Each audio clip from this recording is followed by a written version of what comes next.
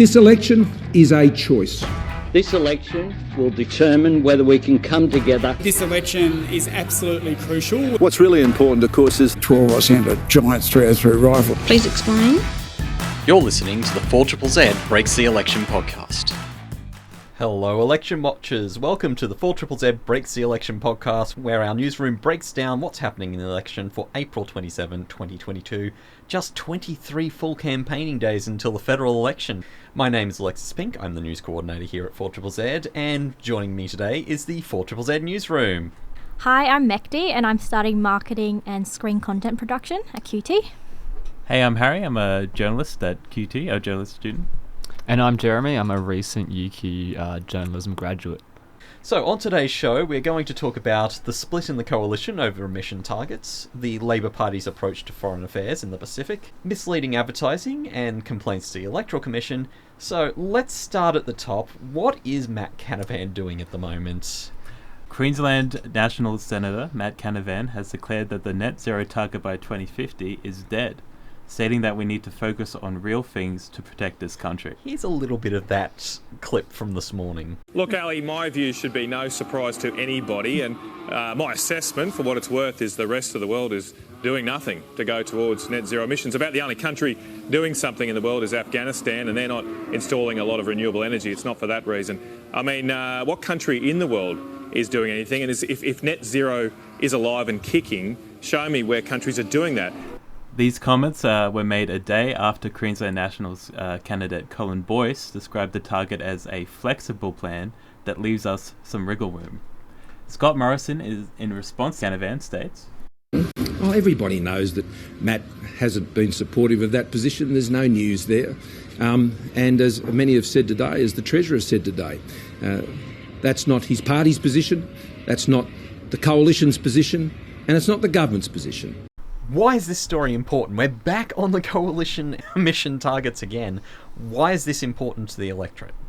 It shows internal coalition disagreement and division. We know the coalition has always been divided on when it comes to climate policy. It's interesting, though, how this has come in the middle of an election campaign.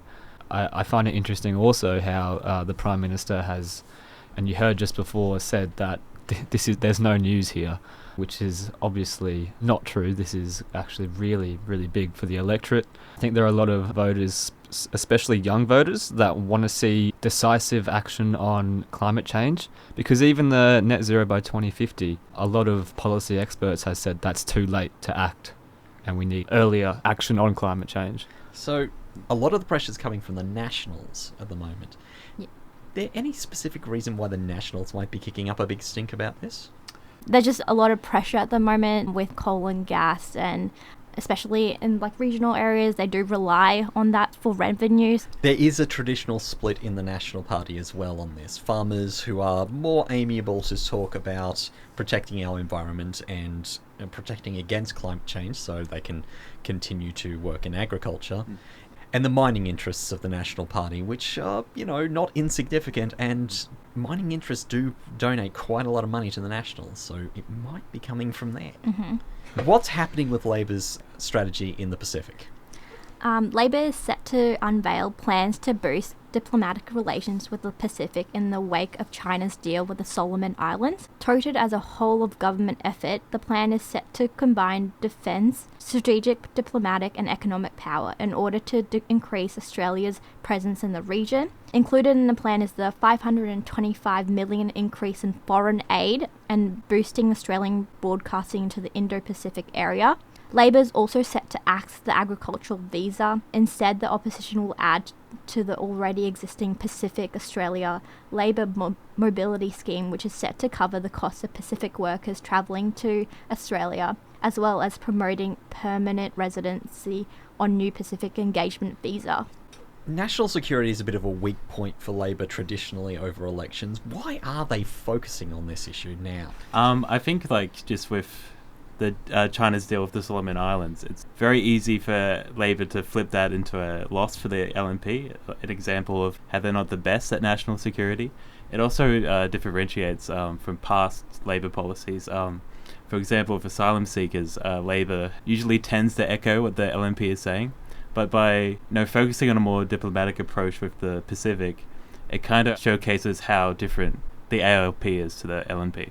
So this is a bit of a two-pronged approach where Labor focuses on foreign affairs and uses that as a reasoning to say that they are better on national security because we won't need as much national security if we're doing our job right in foreign policy. Yeah, and it kind of just goes against like the fear-mongering. We saw a bit with people like Matt Canavan kind of like hitting that drum about how China's like at our doorsteps. It's kind of smart for Labor to focus on a more diplomatic approach to that. It kind of plays them as a more peaceful option in a way, if you think about it. Turning a weakness into a strength. Yeah, exactly. So the new visas, the policy around the visa deal with the UK has been in the spotlight a little bit. So far, not a lot of people taking up those visas, apparently. Apparently, very little to no people have actually taken up on that visa. If it's not really helping anyone, I can see why Labor would be quick to cut that off and put more effort into a more sustainable plan. What's happening in the ACT with these misleading ads? The independent Senate candidate for the ACT, David Pocock, has lodged a formal complaint to the Australian Electoral Commission over misleading election placards. Now, Pocock says the placards, also known as corflutes, are designed to deliberately mislead voters. The conservative lobby group Advance Australia are behind the signs, which have appeared across Canberra, attempting to portray Pocock as a Greens candidate. Pocock's complaint follows a similar incident from Monday, where Swimming Australia and the Australian Olympic Committee threatened to Advance Australia with legal action over transphobic billboards. The billboards featured images of Australian swimmers Dawn Fraser, Emily Seebohm and Emma McKeon, alongside the phrase, "Women's sport is not for men." So the continuation of the charming transgender sporting wars that have popped up during this election.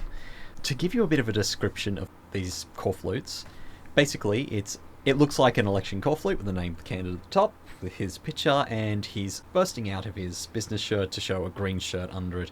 Very sort of provocative image, sort of, Superman if he was a green sort of thing. It's even got the Greens logo on the shirt he has underneath his business attire. So yeah, lots of problems. So the AEC have made some statements about this. Where are they on this? So their preliminary view is that the corflutes don't actually breach the Electoral Act, as they have the appropriate authorisation at the bottom, just in really small font, but that doesn't actually breach any laws or guidelines. Yeah, because the Electoral Act is very clear about what the AEC can and can't cover. It doesn't cover anything to do with the content of advertising, only that it's properly authorised and you know who it came from, which is maybe not very satisfying to people who are being misrepresented on billboards and signs. Which brings us back to what Swimming Australia was talking about with their stuff. Slightly different set of situation. Well, I'm not sure if the Electoral Commission has said anything about that yet, but Advance Australia have said they won't remove the billboards. Emily Seebohm, the swimmer, says she's unhappy. She wants her image taken down. She's upset that it has been used as a part of a political agenda without her consent. And Swimming Australia is interested in protecting its trademarks and copyrights, right? Yeah, of course. I mean, there was no permission granted to Advance Australia to use those images. It's not the stance that Swimming Australia publicly takes either, so that I can understand why they would obviously not want to be associated with that. I guess we'll see how that plays out. I don't think the Electoral Commission has actually commented on it. I could be wrong, though. So, yeah, they are threatening legal action at the moment, so we'll have to see how that plays out, I suppose.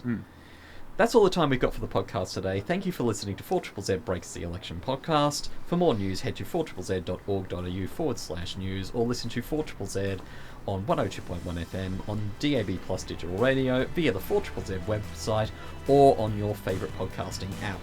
If you have a tip-off or feedback about the show, please email us newsroom@4ZZZ.org.au.